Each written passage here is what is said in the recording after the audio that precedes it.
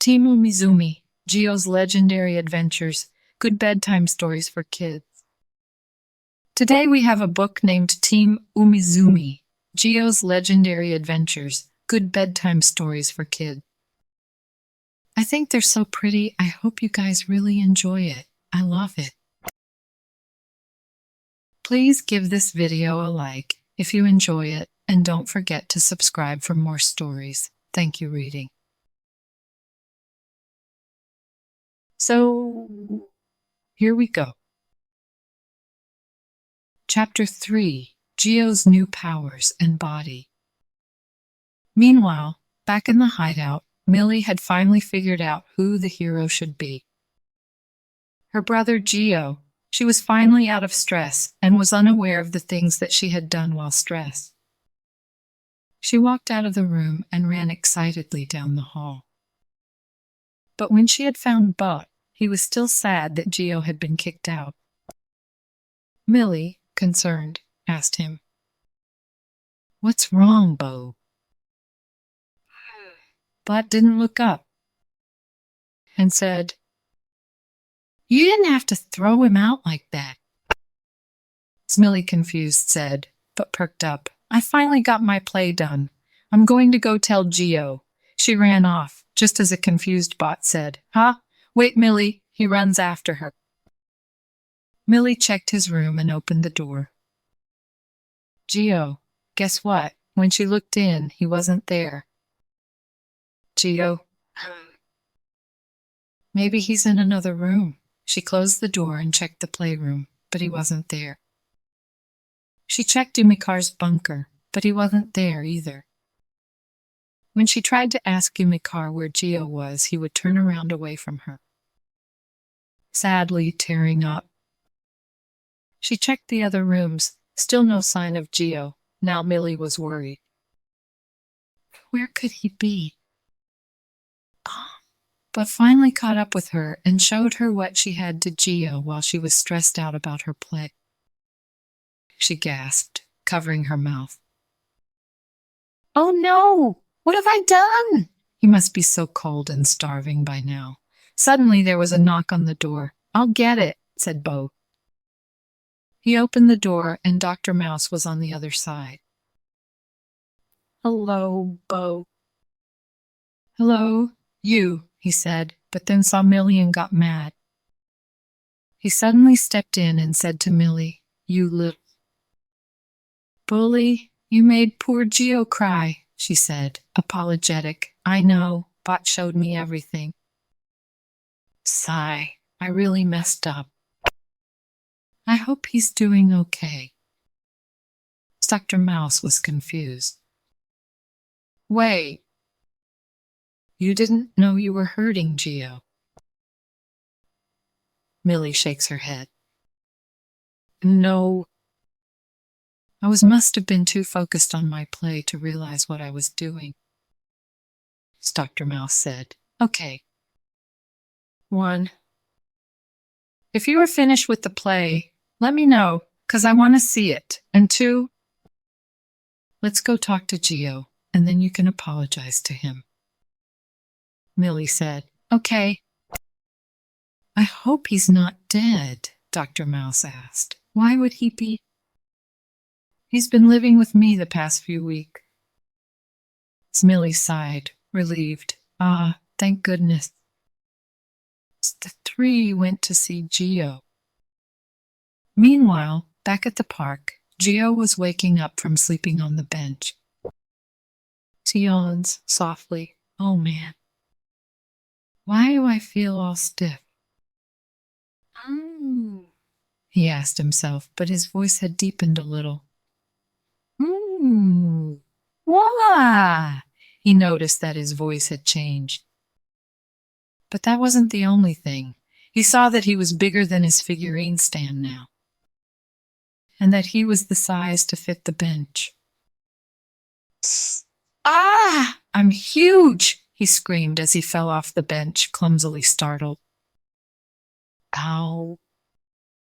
That hurt," he said, rubbing his head, but when he did, he felt his blue hair instead of his helmet.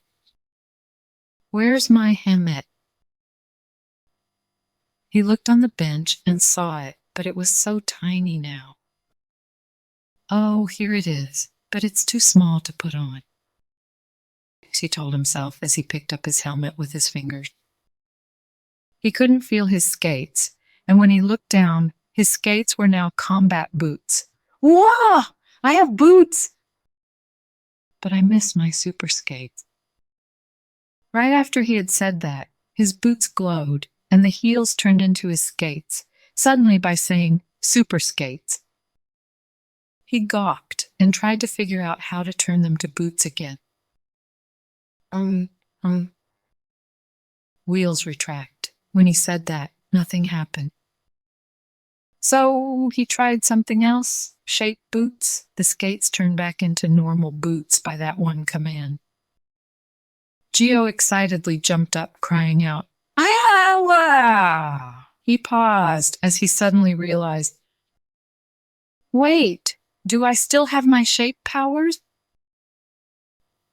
He looked at his shape belt, happy that he still had it, and tried to build a figure out of shapes.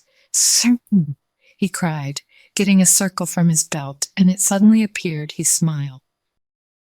He called another shape, rectangle. A rectangle was pulled out of his belt, and it went on top the circle.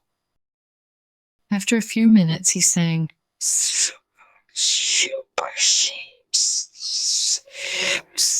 He suddenly gasped as the shapes turned into a playset, but the magic also suddenly took the Geo and Millie figurines that he made before, and they started to be placed on the set. Geo moved his hand to touch the Millie figurine, when suddenly, the Geo figure moved his hand up as well. He looked at it, surprised, and tried to walk forward, thinking it will do the same.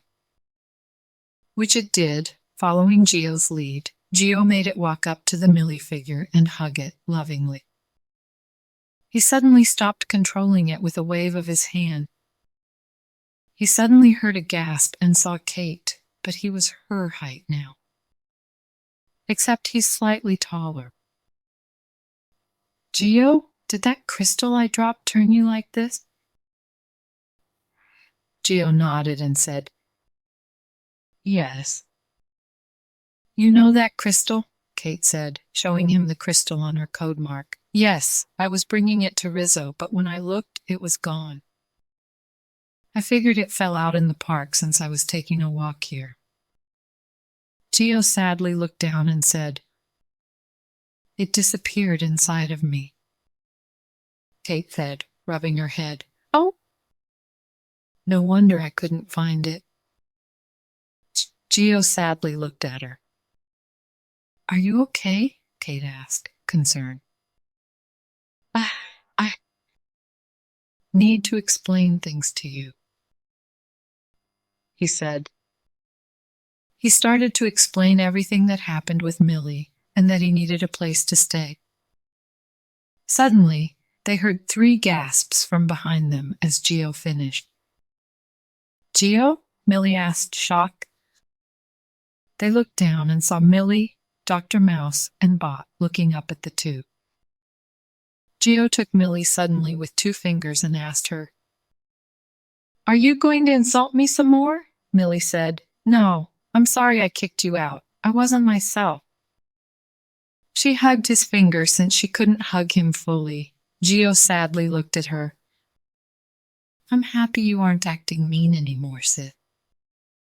But I can't go home now.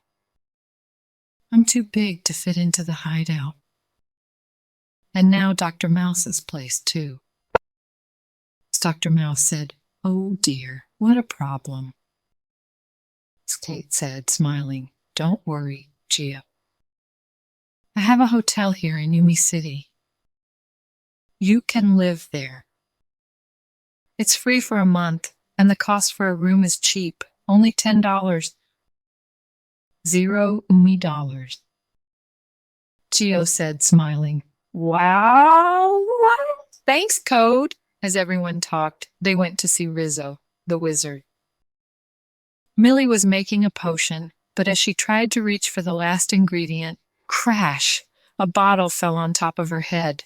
She screamed as the potion took effect. Millie! Geo cried out, panicky, reaching for her. The end. Good job, friends. Thank you so much for reading with me. Bye, I'll see you next time.